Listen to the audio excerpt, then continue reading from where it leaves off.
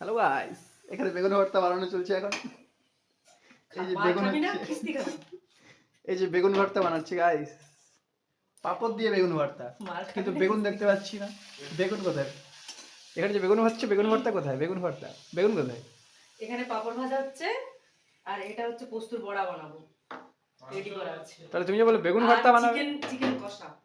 তাহলে বেগুন ভর্তা কোথায় গেল? বেগুন ভর্তা যদি খাবি বলিস তাহলে হচ্ছে পুড়িয়ে ভর্তা বানিয়ে দেবো।